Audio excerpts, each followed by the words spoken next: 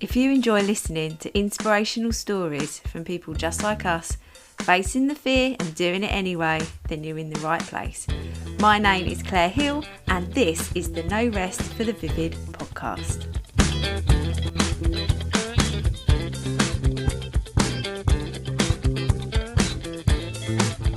Hello, welcome to episode 38 of No Rest for the Vivid podcast. Sorry, I was saying that so quickly, I lost my little train. Let me start again.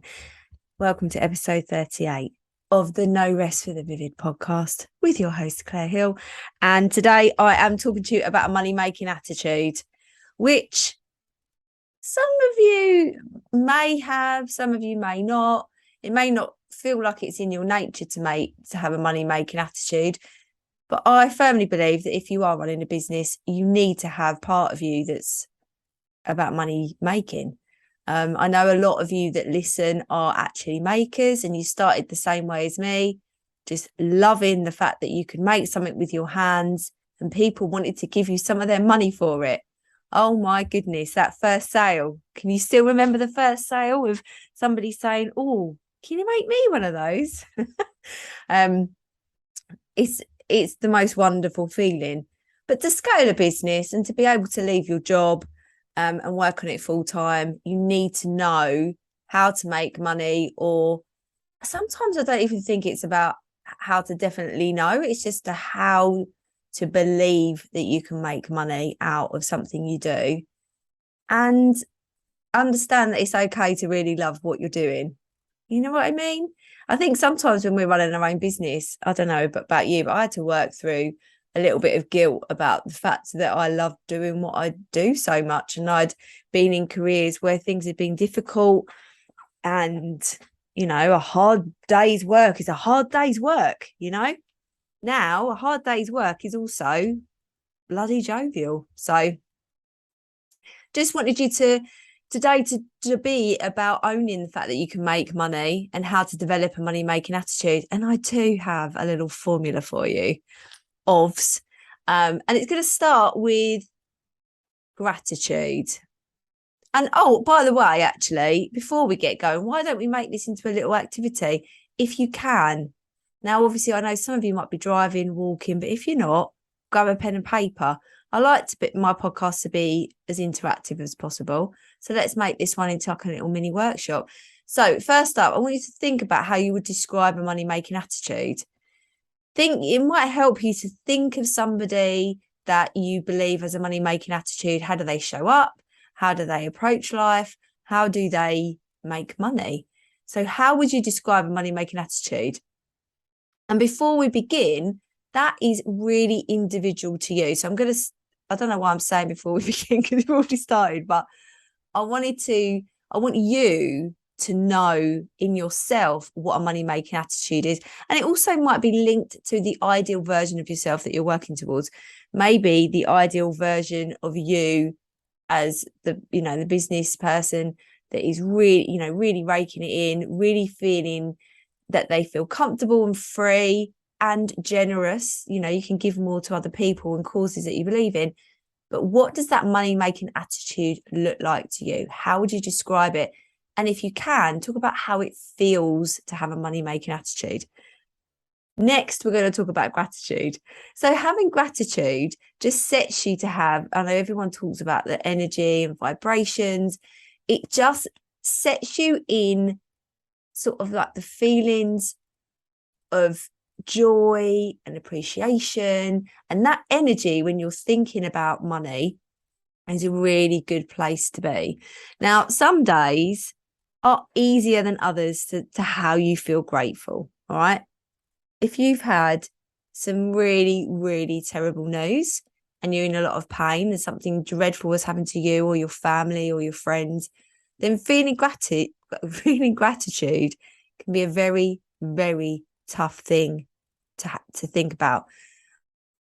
I would like you to, I'm not saying have a positive attitude or anything like that, but going back to thinking about having hope, having a hopeful attitude can get you on the right track for gratitude. So what I always think about well, basically, if I need to feel grateful and I'm having a tough day, I look up, I look up to find some sunshine, a bit of blue sky, a tree. And that might sound a little bit hippie-ish for some of you, but actually just appreciating that we are on a beautiful planet with beautiful trees, beautiful sky around us, and we get to see that. We get to, if you're lucky enough to be able, and I don't think sometimes we think about that, but are you lucky enough to be able to appreciate the colour of a blue sky or listening to birds singing? Some people can't do that. So feeling grateful for just basic things like that, feeling fresh air on your face. If you start there, then you can work up to feeling grateful for bigger things and owning that, like I'm really, really grateful for my home. I'm really grateful for, and I break it down, like I'm really grateful for my new kitchen.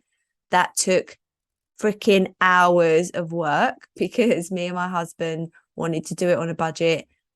We managed to do it. We had these cupboards that had laminate on them. So I used a hairdryer, peeled it off. That was very satisfying. I'm grateful for that experience.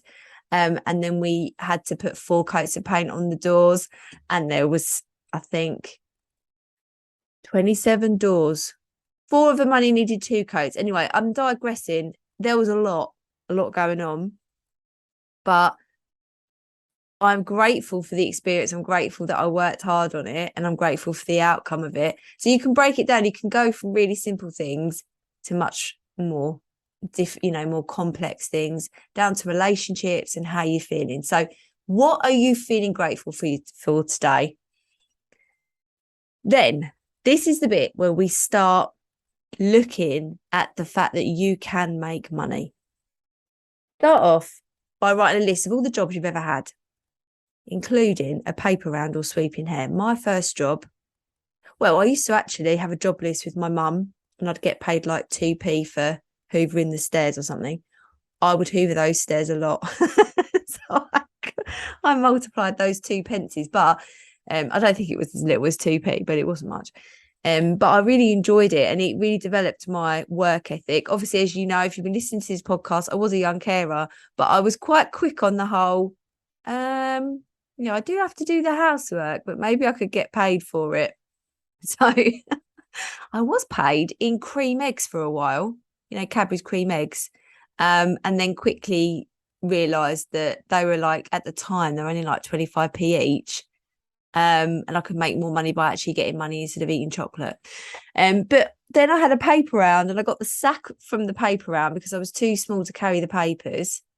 Very discriminatory. I am still quite short, and I was very tiny as a teenager, and I kept dropping the papers in the puddles. So probably had a point that I couldn't do it.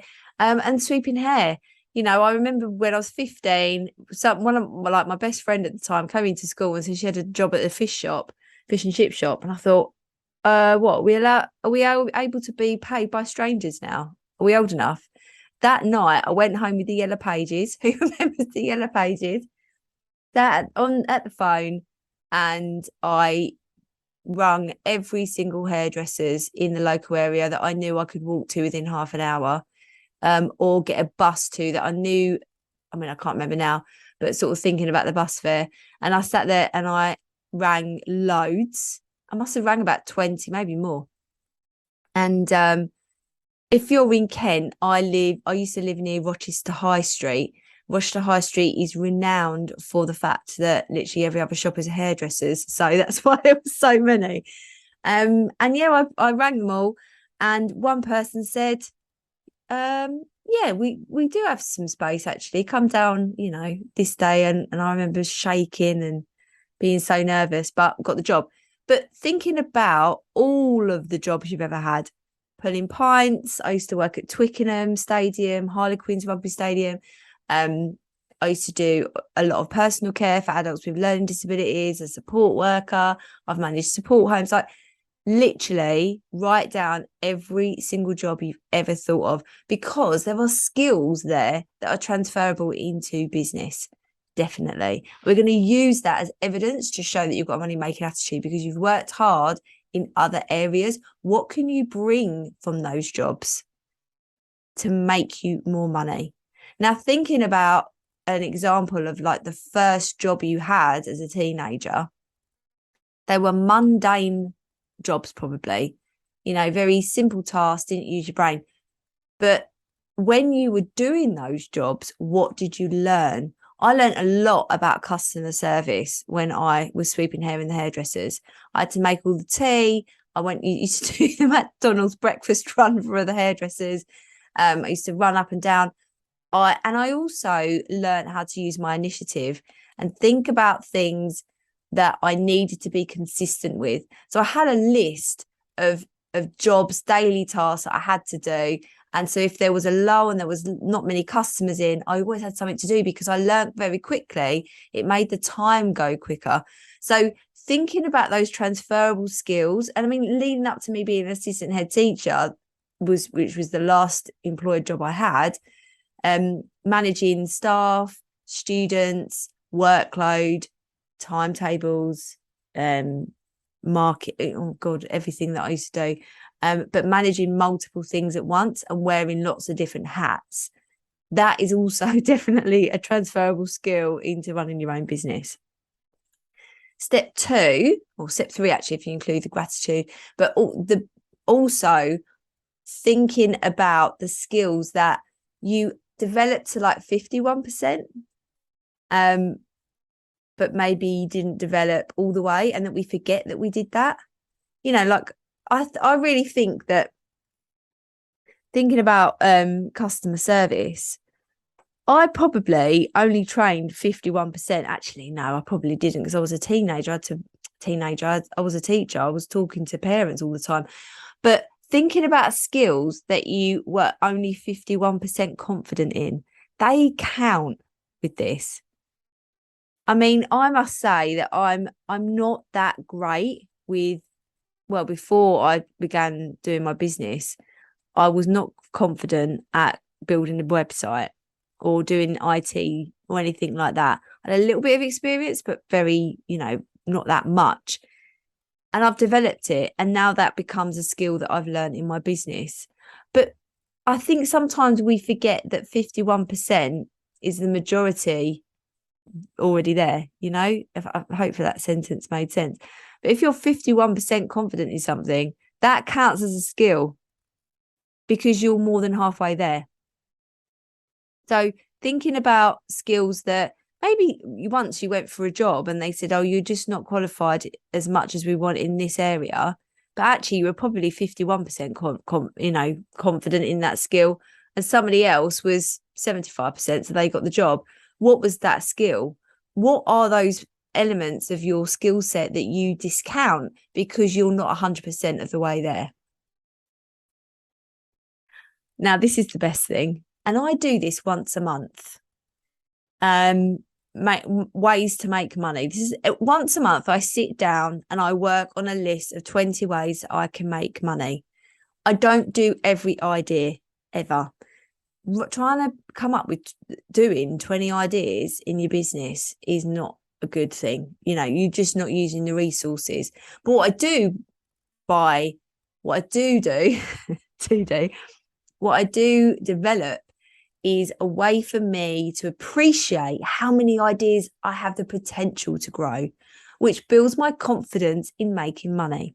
Now, if you don't run a business, and I know some people that listen to this podcast don't run a business, if you don't run a business, there are still 20 ways that you could make money. They do involve maybe selling things, doing something for somebody that, you're very good at, doing somebody's hair. I always think that because of braiding. Lots of people love the braids and not many people can do it. Sorry if you're a bloke, and well, maybe you have.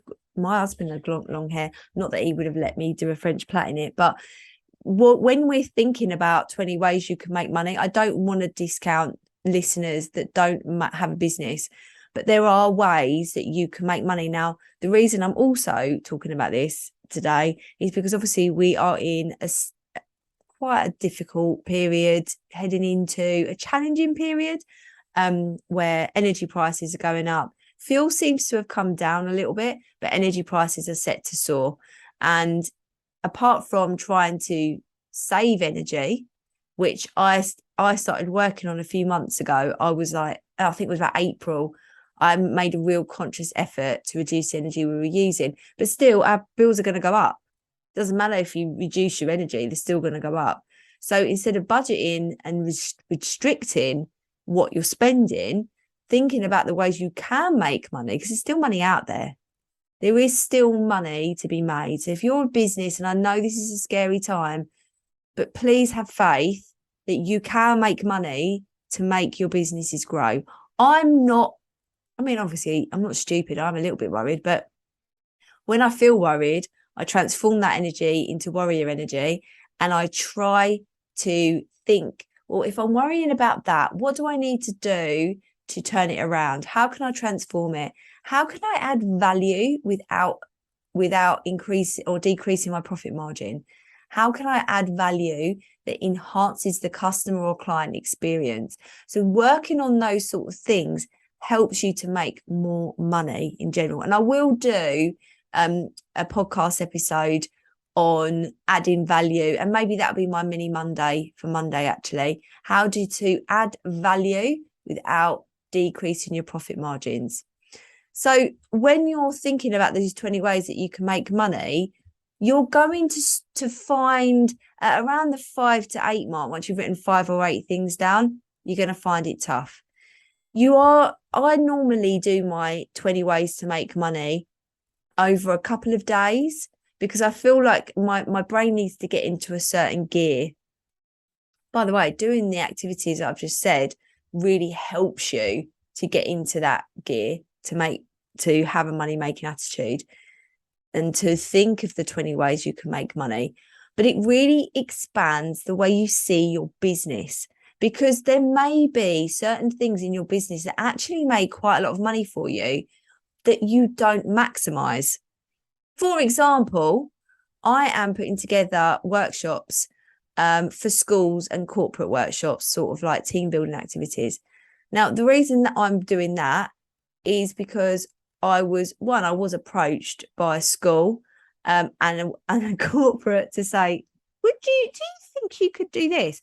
But then I thought there were so many other ways that I can sell my skills at teaching people wire art through Vivid Wire, and then advertising that and actually getting it out there. So I do need to be quite assertive.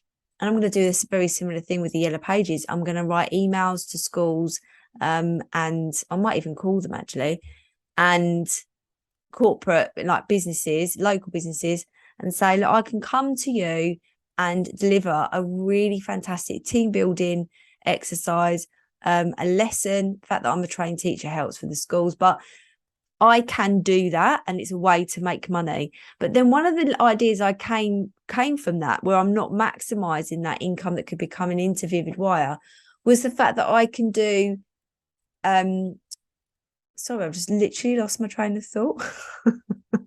It's that time of the day. I'm should have recorded this podcast this morning when I had more energy. It's been a tough day in the office, a challenging day, but a rewarding one. But I've just been working on the website all day. Anyway, I'm digressing. But it made me think about my subscription workshops, and I've come up with another idea of allowing people to get involved with wire art, but not having to spend. I think my monthly workshop subscription is £37, just over £37. And for some people, committing to something like that every month is too much. So do I need to have a little middle sort of segment there? And those ideas came from sitting down and doing these 20 ways you can make money. Obviously, I run 2 businesses. I do have the Vivid Club as well. And one of the other ideas I had when I sat down was Pocket Warrior. And Pocket Warrior is my new one-to-one program that I've just launched, just to a few people, just to work out the structure of it. It's one-to-one coaching through WhatsApp, and it's a much more instant way to coach people. So I'm really excited about it. But it's also, again, maximizing an area where I really enjoy supporting people through voice notes. I find it's like I said, it's very instant. It's not you're sitting down and doing a Zoom and you're having everything all in one go. Not that my one-to-one clients can speak to me through the week, but it's very like, I've just had this idea. What do you think? It's also more affordable. So, and I can help more people. So Pocket Warrior is being launched properly soon. But if you're interested, let me know if you want some early details. But doing this exercise really expands how you come up with these ideas. My Mini Vivid subscription, which is me doing art every month. I love doing the Mini Vivid. All of the materials for September's design has just arrived today. So I'm making the first sample probably tomorrow. And it's exactly what I hoped it would be. Like all of the materials together look so good. But I did that because obviously it's a way to make recurring revenue, but it's also something that I can maximize the fact that I can come up with lots of designs. So having these 20 ways that you can make money and doing it every month really expands the way you see your business. And then what you do is you pick an idea which makes you feel the most excited.